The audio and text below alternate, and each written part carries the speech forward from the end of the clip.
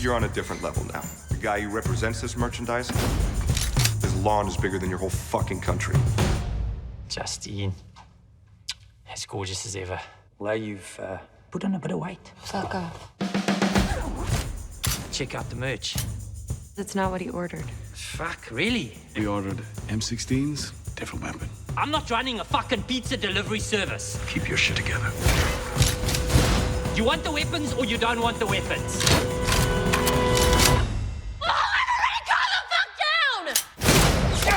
Here we go. Oh, now we're cooking. In any other production, you have to keep track of where your character is at any given moment. In this, there's also the fact that they are physically injured, and increasingly so as the movie goes. Does that make it easier, or is that just something else to worry about? Well, it made it easier acting it, considering that we were sustaining so many injuries while just shooting the movie and like rolling around in a detritus-filled warehouse. So that made it easier for us. I think I was replacing someone at the last minute. Actually. Yeah, I was too. Both of us. That's true. And so I was sort of we showed them. Yeah. In the end, yeah. So this one we did shoot in order, and I think part of it was just because we all only had like one copy of our clothes, and then the other was to make sure that the blocking made sense. So even though sometimes Ben had meticulously planned the whole thing out, there was one moment in particular I remember Ben being like, okay, you need to run from there to there, and as I went to do it, Jack was like, sorry, I'm right here, and I would shoot you, and Ben was like, sorry, Brie, you're shot again now, and I was like, ugh, I still have another month, like, I don't want any more.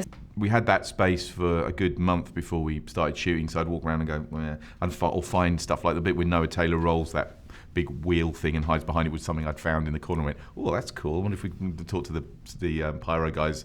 And so that became a little sequence. Or just basically kind of like doing a script read-through and going, oh, Christ, Armie stays behind these boxes for ages. Oh, we better get him out. And because that whole thing of him going and fighting with Cillian was all that had been developed from seeing the space, basically, going, we don't want him stuck in one place, not doing anything for too much time. And there were certain moments at the end of a week where they'd go for a big wide of everything you'd done.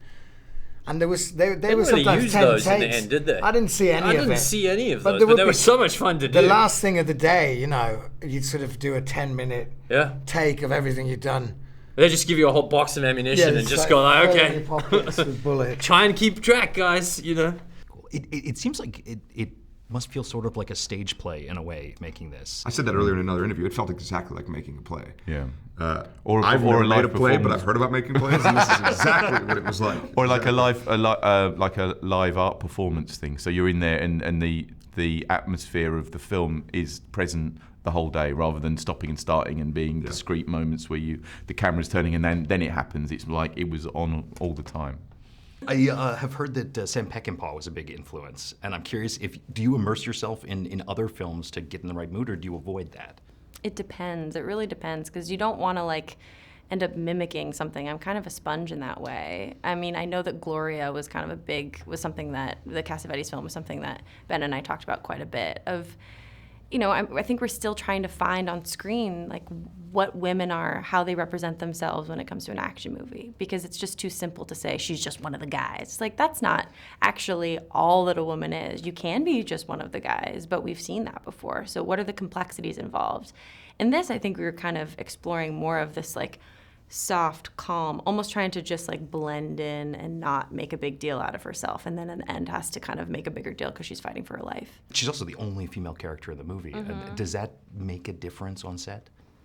I'm sure. I'm just so used to it at this point. It's just it's only movies like this where it feels very clear, but most films that I do, you're kind of the only girl. We've still got some work to do with that. As an actor, when you get to do a scene with one person who's so on and so present and there and engaging in what they're invested, you feel like it's the greatest gift you could ever get in your life. And this was 10 times that, because we were all there. Everybody was committed. Everybody was there to have a good time, but also to make a great film. And everybody brought their A game. So you were forced to step up your game. And it made a pressure cooker type environment that was just honestly one of the best times I've ever had with a cast. You've got two choices. One, you distract him and I leave. What? Or two, you kill all of these motherfuckers and I leave.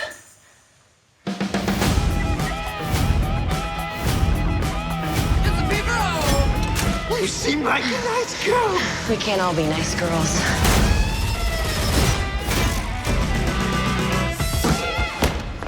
the